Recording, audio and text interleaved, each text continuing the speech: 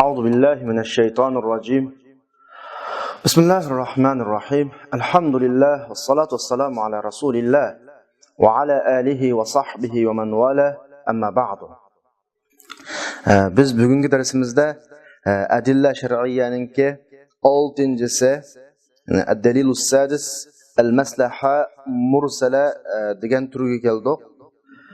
Biz kitobimizni cho'ng jihatdan 4 turga bo'lgandik. Al-adilla ash-shar'iyya, al-ahkam ash-shar'iyya, al-qawaid al-usuliyya, al-lughawiyya, al-qawaid al-usuliyya, at-tashri'iyya deb 4 cho'ng turga bo'lgandik.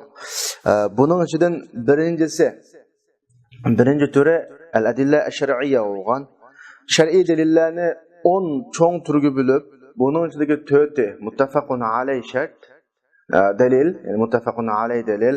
Qolgan 6si muxtalifun fih dalil deb bunda ayirgan to'q dastlabki kunlarda buning tafsilotini shu darslarda aniq o'tirib qo'ygan to'q.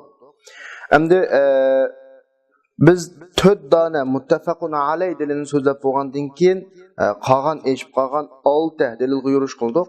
Oldingi soatda al-istihson o'qigan to'q, bugungi soatda al-maslaha al-mursalani o'qiymiz. Endi al-maslaha al-mursala biz buni qiyos babida qiyosninki illati shariat tarafidan ma'lum bir dalil bilan kuchlantirilmaslik masalasi haqida illatni 4 ga bo'lgan to'q. Al-munasib muassir, al-munasib mulaim, al-munasib al-malghi yak al-mulgha, al-munasib al-mursal, al-munasib al-malghi yak mulgha deb 4 ga bo'lgan.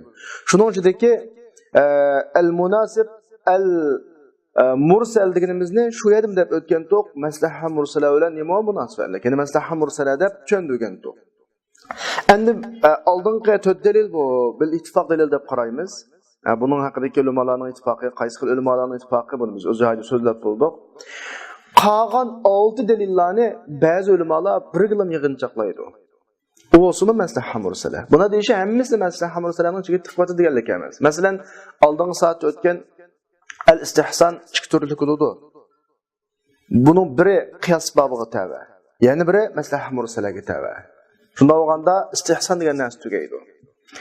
Bundan keyin o'qimoqchi bo'lgan al-urf degan kelak soatlik darsimizda al-urf asosan maslaha mursalaga tayinadi.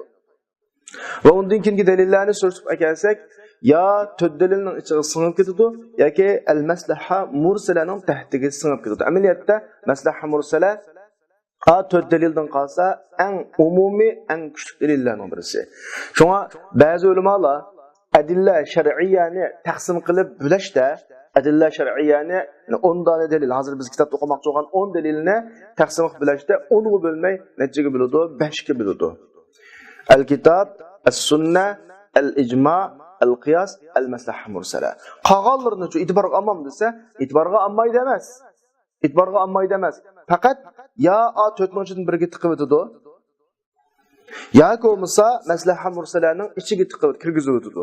Shunday qilib kirgizib o'tish orqali 5 ga bo'ladi. Bu gapni deyishimizga sababimiz maslaha mursalaningki dalillar ichidagi o'rnini, darajasini isbotlamoqdir. Maslaha mursala boshqa g'ayri muttafaqun alayh bo'lgan, muxtalifun fi bo'lgan dalillar ichidagi yiltizlik, asosliq, boshqalarga asos bo'la oladigan bir dalilning birisi.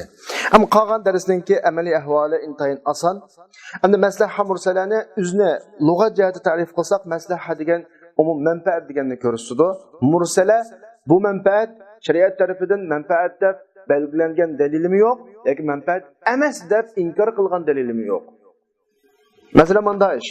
Biz darsning ilgirki darslarimizda Qur'onning ahkomlari, hadisning ahkomlari manda shakldagilik deb bayon qildik. Aqida ahkomlari, ya'ni Qur'onning aqida qismi, axloq qismi. Bu tarafda Qur'oni Karimning ko'p qismini egallaydi. Qur'onning ro'yobga chiqarmoqchi bo'lgan, erishmoqchi bo'lgan nishonimiz shu. Ondan keyin ahkom masala amaliy masalasiga kelsak, ahkom amaliy masalasida ibodat turlari.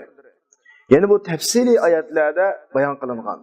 Chunki ibodat hammasi ta'abbudi yo'g'achqa. Buningda birodarlarga qiyos qilish yoki o'zi xohlagancha belgilash huquqi bo'lmaydi. Shu ibodat qismi tafsiliy bayon qilingan. İbadat kısmida aslında ijtihad yok. Ondan keyin muomalat qismida zamandan zamana o'zgarmaydigan, vaqtdan vaqtga o'zgarmaydigan, asr vaqtning o'tishiga ergishib, uningdagi asosiy maqsadning vositalari o'zgarib qolmaydigan bir ahkamlar bor. Nikoh masalalari, taloq masalalari, miros masalalari degandek ahvoli shaxsiya deb qo'yamiz. Ma'xildagi masalalar gerçi muomalat olsunmu, yani Qur'onda, hadislarda tafsili bayon qilingan. Bularning ijtihadga tava qismi intayin az. Endi yuqorida tilga olgandan boshqa zamonning o'zgarishiga ergishib o'zgarib turadigan. Buni amalga oshirishning vositalari o'zgarib turadigan. Gerçi nishon o'zgarmasa-mu, vosita o'zgarib turadigan. Muhitdan muhitga, millatdan millatga, kishidan kishiga o'zgarib turadigan bir masalalar bor. Biz darsning boshida Qur'ondagi ahkamlarni 7-8 turga bo'lgan, cho'ng 3 turning ichidagi birining ichida, shu turlarning ichidagi masalan ahkam dualiya masalan, ahkam dustur degandek va boshqa musulmonlarningki g'ayri musulmonlar bilan bo'lgan aloqasi va undan boshqa zamonning o'zgarishiga ergishib ba'zida paydo bo'lib turadigan ahkam kerak bo'ladigan, ba'zida yo'qolib turadigan ahkam kerak bo'lmaydigan bir masalalar bor. Bunday masalalarda Qur'on hadis mabodi'ni sizib bergan, prinsipni sizib bergan. Qavoid, umumiy qoidani sizib bergan, davobitlarni tuzib bergan. Ammo tafsilat bobiga kelgan vaqtida ko'p hollarda mujtahidlarga, mandaqcha qilgan vaqtda ummatning o'ziga qo'ygan, o'zanchaqlab qil degandek. Cho'ng yo'lni sizib berib, mushu cho'ng yo'ldan chiqib ketmasang, ishida qanda apmangish o'zingning ahvoliga qarab bo'ladi deb shu bo'yicha yo'l qo'ygan. Shuning bilan ummatning ulamolari Qur'oni Karimning maqosidini yakunlab chiqib, hadislardagi maqosidni yakunlab chiqib, maqosid shariat deb bir turini paydo qilib, ya'ni Allohning maqsadi, ahkomlarni yo'l qo'yishdagi maqsadi, dinni avatishga maqsadi, dinning umumiy ruhini, mabodi'larini yakunlab chiqib, navbatdagi dalil yo'q. O'zimizga qo'yib o'tgan masalalarni shu mabodi, shu prinsiplar bo'yicha turga ayirib ahkam belgilagan. Mana bu xildagi ahkamlarni biz maslaha mursalaga tayangan ahkamlar deymiz. Ya'ni manfaatni asos qilib. Manfaat degani bu yerda bizning quloqimizga hozirgi kishilardagi manfaat degan hukm kelib qolmasin. Ya'ni demakchi o'g'ini din asli avatilgan vaqtda insonning nima ishini qilishini, qanday manfaatni bo'ylab kelgan bo'lsa, shu manfaatni tutquli qilib turib, hozir navbatdagi duch kelgan masalalarni, duch kelgan masalalardan Qur'on hadis dalil olib qolsa, chataq yo'q. Lekin dalil olmay o'zimizga qo'yib o'tilgan masala olib qolsa, ya'ni ba'zi bir o'zgarib turadigan juz'iyat masalalar olib qolsa, bu ishlarda Qur'on, hadis, ijmo, qiyoslarning dalili chiqmagan vaqtida biz islomning umumiy ruhi, umumiy maqsadi İslam'daki yürgüzmekçi olan nişanını asas qilib şu ishqa hüküm belgilaymiz. Endi şu ish, şu biz hüküm belgilagan, eliq asaslangan tarafdan boshqa tarafda bu ishni qil deb dalil yo'q, qilma deb dalil yo'q. Chunki bu ish mangu muqim turadigan ish emas. Bugun qilsak, ertasi qilishi mumkin. Bizning jamiyatimizda bo'lsa, yana bir millatning jamiyatida bo'lmasligi mumkin. 19-asrda bo'lsa, 20-asrda bo'lmasligi mumkin. O'zgarib turadi. Ammo uning bir xarakteri o'zgarmaydi. Din, ya'ni Qur'on, hadis dal xarakterga hukm belgilagan. Biz shu xarakterga belgilagan hukm, bayatman, maqosid, mabodi, qavoid amma degan atalg'ular shu xarakterini ko'rsatadi. Xarakterga belgilangan hukmlarga tayanib turib, buning ichidagi shu xarakterdagi juz'iyatlarga hukm chiqarish maslaha mursala bilan hukm chiqarganlik bo'ladi. Bir ulamolar yo'q, maslaha mursalaga tayanmaymiz. Hamma narsa Qur'on, hadisda bor deydi. Bu alaqa reallikning o'zini qochirganlik. Agar Qur'onda qiyomatgacha dunyoda o'zgarib turadigan ishlarni tortib hammasi juz'iy shaklda tilga elinsa, Qur'on biz hazm qilib bo'lolmagudak darajada cho'ng hajmli kitob qaydan ketadi. Uni tasavvur qilmoq tez. Ammaydı desa kam bo'ladi. Cho'ng qanday tushunamiz desa, Qur'on eliqliq, o'zgarmas, prinsipal masalalarni to'liq eliqliq. Ondan keyin özgürüp turadigan juz'iyat, far'iyat masalalarida bularning umumiy jihatdagi prinsiplarini, maqosidlarini o'z ichiga oladi. Prinsip belgilaylik, qoida tuzuklik, formulani tuzib beraylik. Shu formula bo'yicha biz har bir masalaga birdan ta'bir bermasak bo'ladi. Mana bu Qur'oni Karimga bo'lgan bizning tushunchamiz. Shu tushunchaga asosan biz shar'iy dalillarning ichida maslaha mursalada birdan dalil va deymiz. Mushu dalilga tayanib turib, Qur'on hadisda ijmo' qiyosda tilg'ilinmagan umumiy qoidasi sizib berilgan, umumiy ramkasi sizib berilgan maqosid, shariatning maqosidi babuga, uningki hukm jihatdagi tartibi, ishlarning juz'iyatlariga biz hukm chiqaramiz. Bu qandaqdir o'zimizning xohishiga tayanib hukm chiqarganlik emas. Yana bir masalaga oldimiz kelib qolsa, Qur'onda yo'q ekan bu, hadisda yo'q ekan, ijmo' qiyos bo'lmagandan keyin bo'ldilar, o'zimiz chaqlab qilay deganlik emas. Ashla degan bo'lsak, biz mana japatat hukmaydik. Balki bu masalani yana, garchi Qur'onda tilg'ilinmasimi, hadis tilg'ilinmasimi, ijmo' qiyos bo'lmasimi, masalaning xarakterini shariat tarafga tortib turib, amalning barcha shariatga bog'lab chiqarayotgan hukm. Ama juz'iyatlarning hammasi nas orqali hukm va dish reallikdan qochganlik bu aniq. Maslaha mursalaning umumiy ahvoli shu. Maslaha mursala deganimiz mursala xoliya ma'nosida dalildan xoli ammo manfaatlik ish. Dalildan xoli. Maslahaning qarshısida mafsadani bor. Ana buni maslaha deb atashning sababi chunki ma'qum bizga foydali bo'lgan ishlarni qilish, ziyonli qilgan ishlarni ishtirish. Anaqandan keyin har ikkilisi bizga nisbatan foydali. Mana nuqtadan shu buning atalg'isi maslaha. Amaliyotda jalbul masalih, daf'ul mafasid deb ikki turni o'z ichiga oladi. Ikkilisi tim bo'lgan ishdig'inimiz manfaat bo'lg'achqa, o maslaha deb atalg'iliq. Lekin bu ishning qil deydiganga dalili yo'q. Qimma deydiganga mo dalil bo'lmag'achqa, buning oxirisiga al-mursala deydigan sifatni bilan qo'shamiz. Ya'ni dalildan xoli. Avtor davatuda hamda maslaha mursalaning ta'rifatiga kelib, maslaha mursala deganimiz maslaha mutlaqa degan gap, ya'ni dalildan xoli degan gap. Usullarning islohida shunday bir ishki maslaha. Shari uni amillashtirish uchun bir hukmga yo'l qo'ymagan. Va yoki shar'iy dalildan birisi buni e'tiborga elish yoki amaldan qoldirishga dalolat qilmaganki, bu ish yoki ish emas deb dalil yo'q. Ma ish qiladigan ish yoki qilmaydigan ishlar bu dalil yo'q. Mandaq ishlarni biz maslaha mursala deymiz. Buni maslaha mutlaqa deb ataymiz chunki uni qatoga elish dalili bilanmi yoki amaldan qoldirish dalili bilanmi qaytlanmagan. Buning qil deydigan dalili yo'q, qilma deydigan dalili yo'q. Masalan, buning misoli nurg'un sahobalar shuning jihatidan ahkamdan yo'l qo'ygan nurg'un ishlar bor. Masalan, sahobalar burun Rasululloh vaqtida turmi yo'qdi. Turmi soldi. Pul yo'qdi, pul qo'ydi masalan.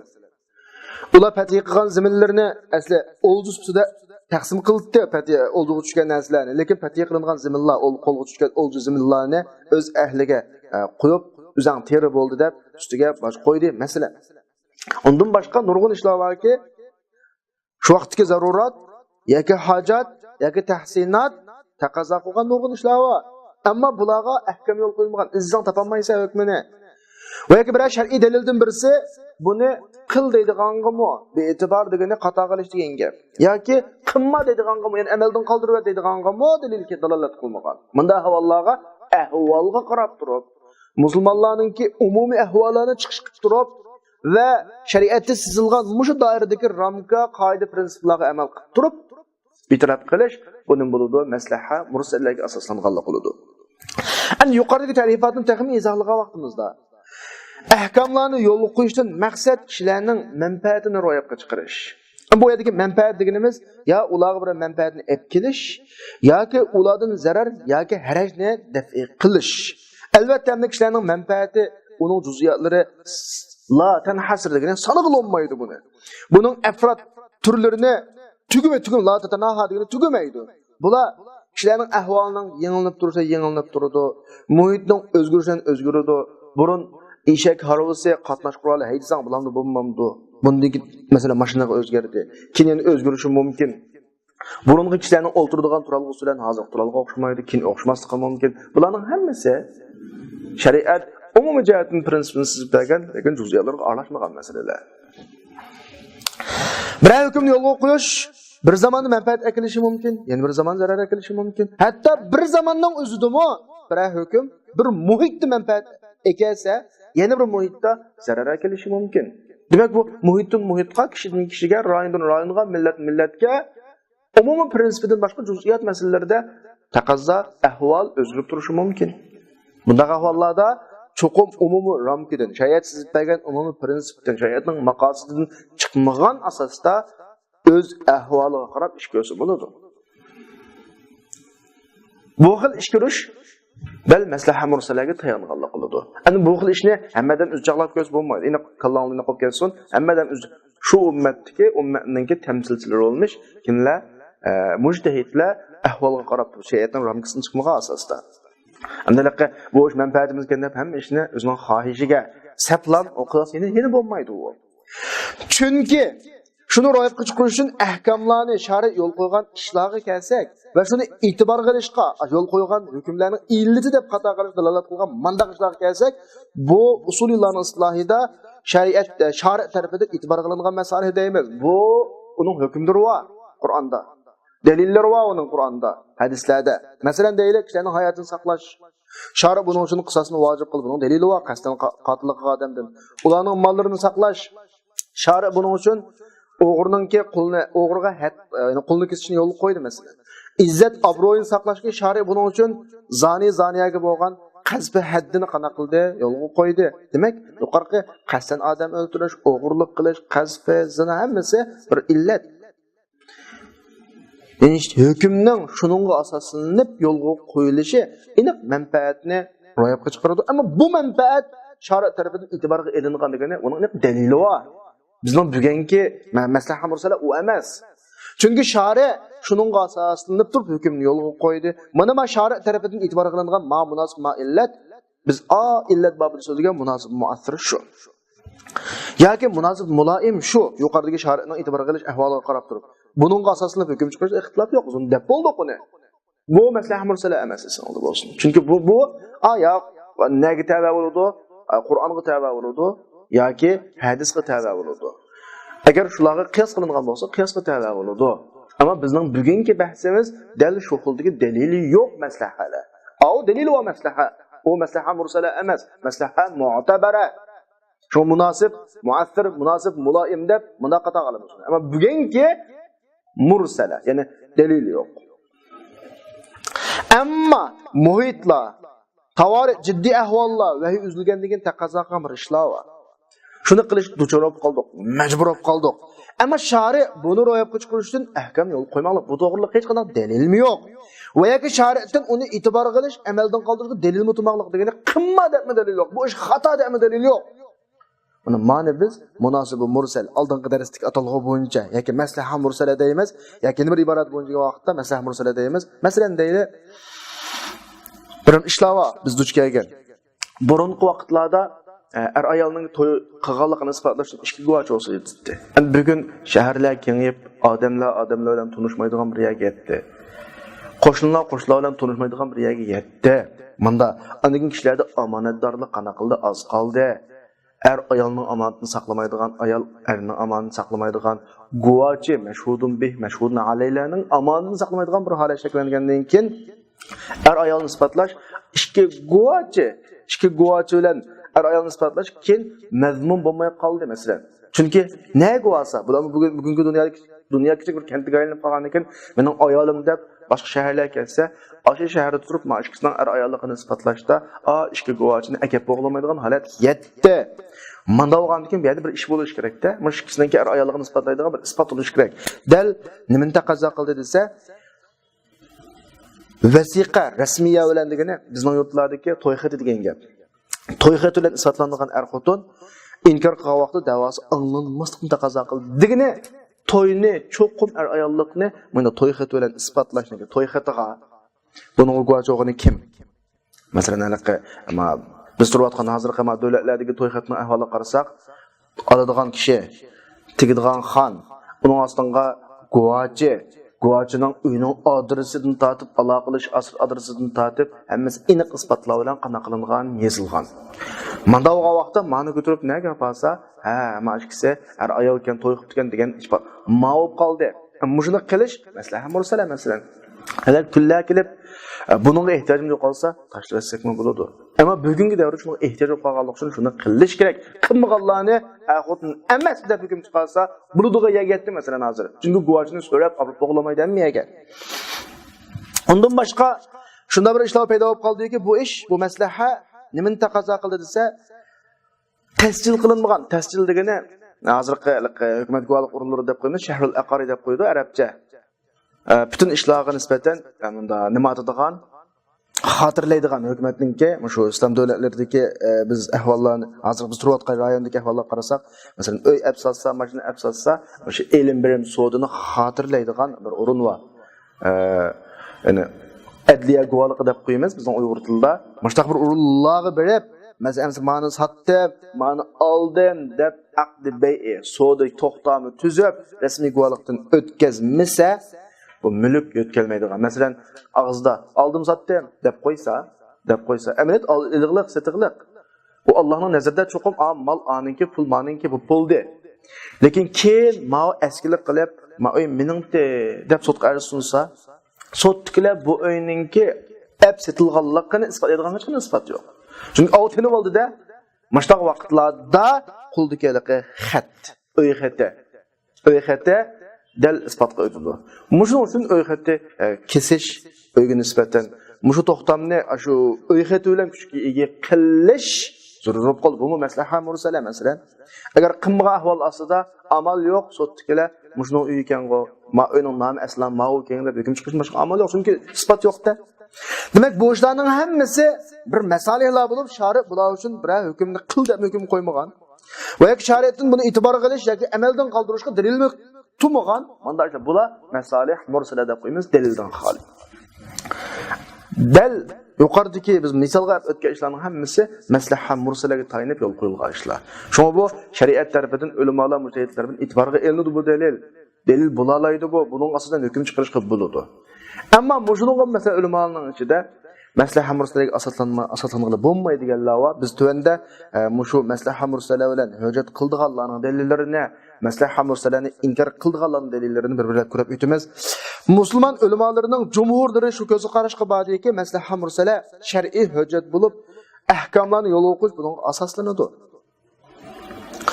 Nas, ijmo, qiyos yoki istihson yuqorqi daraja bo'yicha oldin o'tib ketgan 5 dalil bilan hukm yo'q voqelikda hukm dal maslaha mursala taqozo qilgan buncha yo'l qo'yiladi masalan.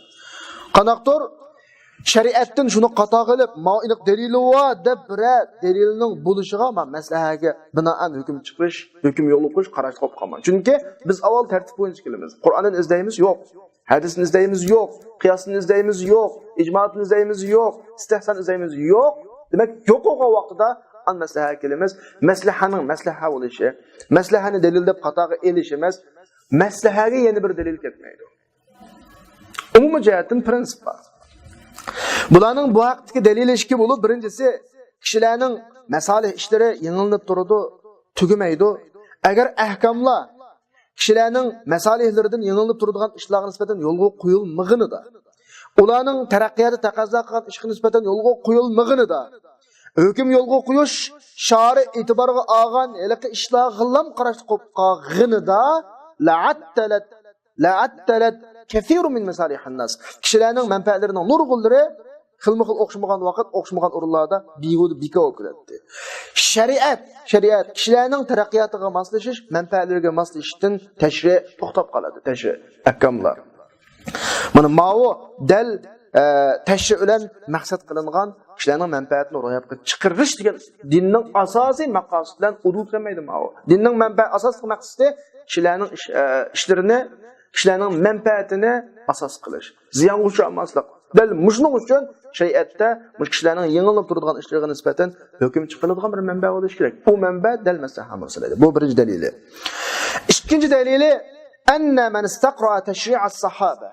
Kimki sahabalarning, tabiinlarning, undan keyingi mujtahid imomlarningki ahkam yo'lga qo'yishlarini tashursa, shu oydinlikdagi ma'lumot nurg'un ishlarni maslaha mursala ro'yobga chiqarish uchun yo'l qo'ygan, qandaqdir buni qato qilib bir dalil tug'anliq ishlaymiz. Dalil yo'q. Masalan, misol ko'rib baqayli, Abu Bakr radhiyallohu anhu Qur'on xotirlangan tarqaq suhuflarni bir yerga to'plab bir Qur'on qilgan.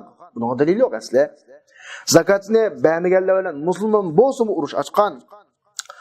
Umar radhiyallohu anhuni o'ziga izbosar qilib ko'rsatgan masalan. Buning dalili yo'q masalan. Umar radhiyallohu anhu desak, uch taloqni bir so'z bilan qanday qilgan, ijro qilgan. Zakatning ichidan muallafati qulubuhumninki nasibasini cheklagan. Zimillarga, fatiha qilingan zimillarga bosh qo'ygan.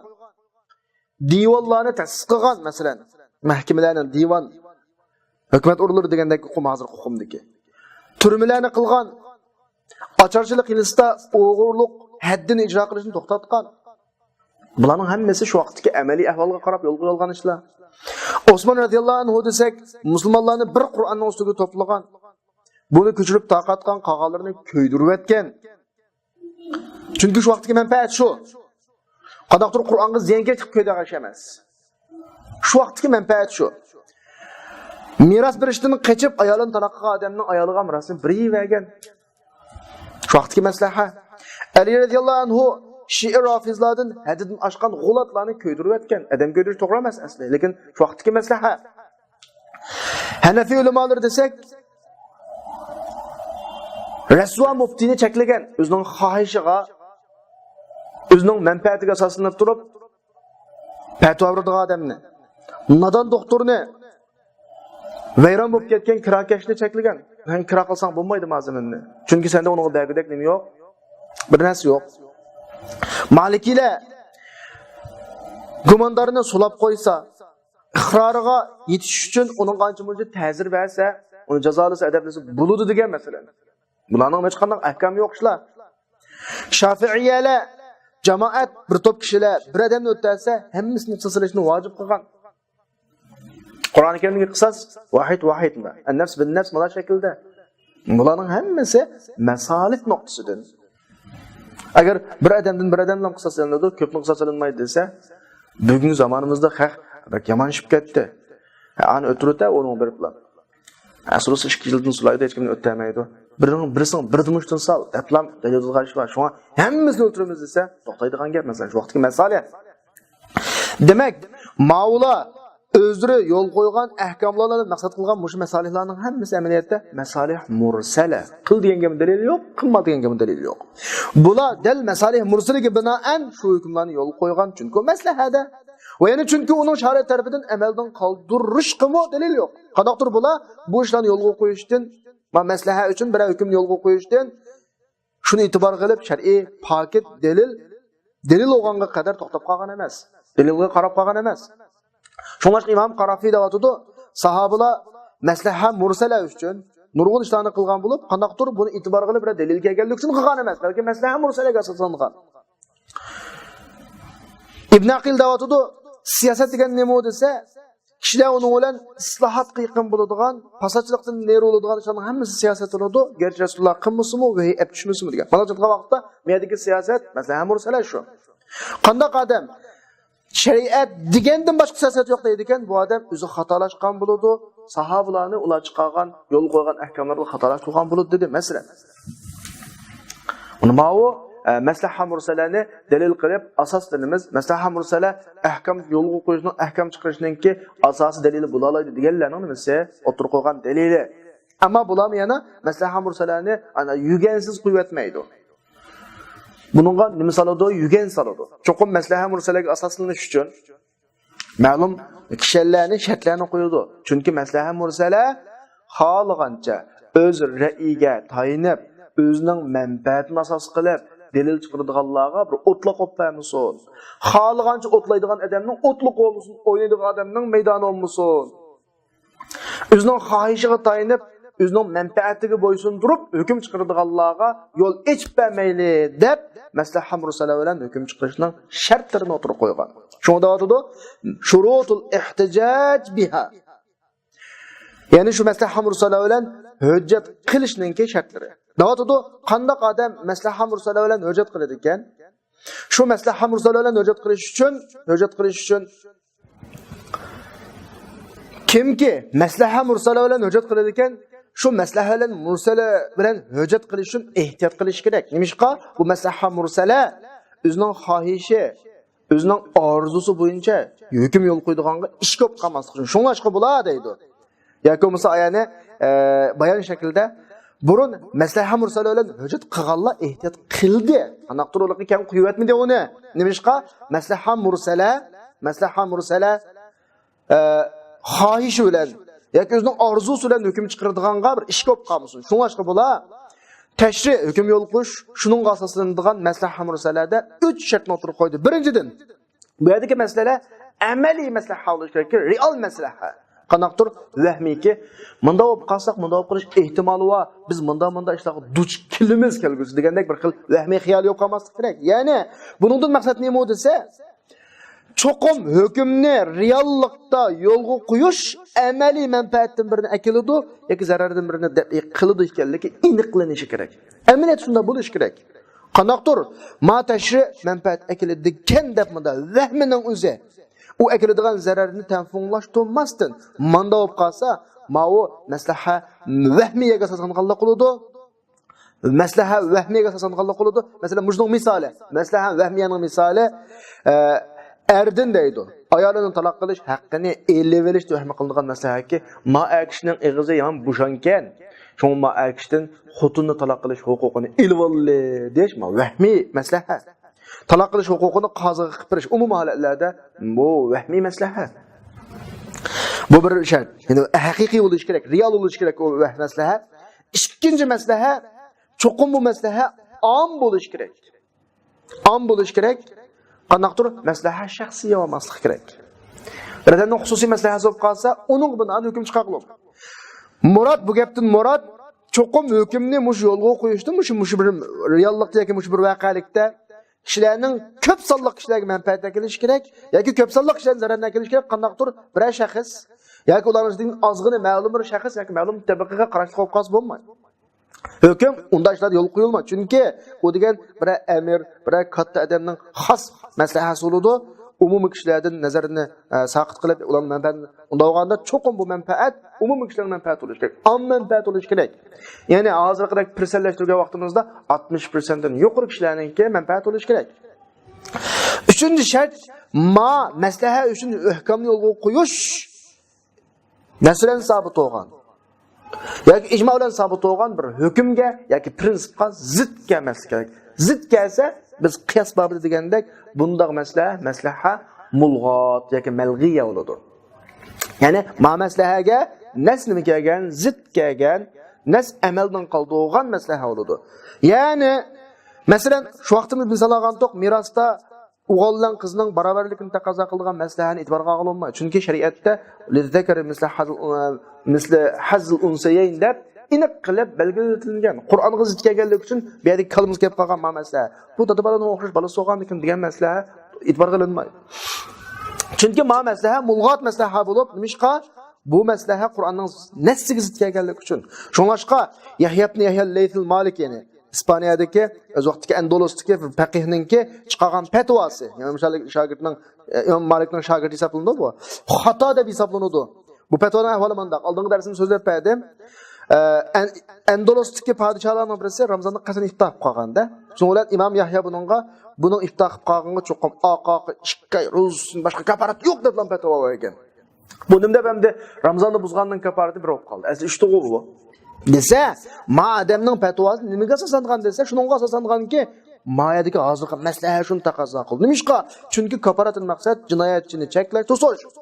Ikkinchi qatim u gunohni o'qishiga qaytmaslik uchun. Ana menda podshohdagi odamlarni faqat mushush cheklaydi. Buningga boshqa qulozat qilish desak, bu oson, cheklayolmaydi. Miskinga tamoq qilish desa, oson, bu cheklayolmaydi bu. Faqat buni ishga gapatasa, ma maslaha nimaga zid maslaha? Nafsga zid maslaha. Mana ma fatvo maslahaga asoslangan, ammo ma maslaha nafsga zid keladi. Chunki nafs hadisda aniq qilib Ramazonda qasdan iftor qilgan odamning kafarati ya qulozat qilish bu bir. Qulozat qilamiz 2 ro'z tutish, 2 ro'zdan misa 60 miskinga tamoq qilish deb. Manda mayli u iftor qiladigan podshohmi, ro'zni buzadigan podshohmi, ro'zni buzadigan kambag'almi o'tirsin. Ormasdan hukm bor. Manda hukm bor yerda ma'lum bir maslahani da'vo qilib turib, nasga zid holatda hukm chiqarishning o'zi maslaha mulg'ot bo'ladi. Ya'ni Belki mufti padişahını 2 ay ruz bilan kafarat berishga majburlashdan chiqargan maslaha xos padişah xos maslaha. Yana birisi maslaha mulg'at qanaqdir biz bayatni so'zlagan maslaha mursala emas. Mursala deganimiz buning qarshi dalil olmasi kerak. Bir dalilga qarshi kelmas kerak. Mana mushundan shu oydinlashdiki maslaha yoki oldingi darsdagi illat babidagi so'zlagan iboratimiz bo'yicha vasfi munosib shar'iy dalildan shar'iy shohiddan birisi buni e'tibor turlaridan biz oldingi darsda so'zlagan e'tibor turlaridan bir turdan e'tibor qilib dalil buning maslaha ekanligi dalil bo'lib qolsa bu maslaha mu'tabara min ash-shar' ya'ni munosib mu'tabara min ash-shar' bo'ladi. Bu ya muassir yoki muloyim buni so'zlab bo'ldik. Endi shar'iy dalildan birisi buni e'tiborga olmaydiganligiga bunda emas bu deganligi dalil bo'lib qolsa buning ismi munosibi mulg'a yoki munosibi malg'i deymiz yoki maslaha mulg'at deymiz. Bunda bo'ladi. Endi shar'iy dalildan birisi buni e'tibor qilib buning shu maslaha ekanligiga dalil bo'lmasa maslaha emas ekanligiga dalil yo'q. Demak buni qil deydigan dalil yo'q, qilma deydigan dalil olmay qolib qolgan vaqtida buning ismi munosibi mursalulda ilgirgi darsning atalg'usi bo'yicha ammo bugungi darsimiz bo'yicha bi iboratin ukhra degani bugungi darsimiz bo'yicha maslaha mursala bo'ladi. Maslaha mursala degan shu. Ma'o yuqorida maslaha mursalani ishlatadiganlar, maslaha mursalaga tayinib ahkam chiqaradiganlarningki dalillari va ular o'tirib qo'ygan maslaha mursalaga amal qilishninki shartlari. Endi maslaha mursala bilan hujjat qilmaydiganlarning shubhasiga kelsak, musulmon ulamolarning ba'zisi uni e'tibor qilish yoki amaldan qoldirishga shar'iy dalil dalolat qilmagan maslaha mursala la yubna alayhi tashri' hech qanday hukmni buning asoslanib qo'yil qo'yg'ili bo'lmaydi degan ko'z qarashga beriqliq. Buning dalili manda.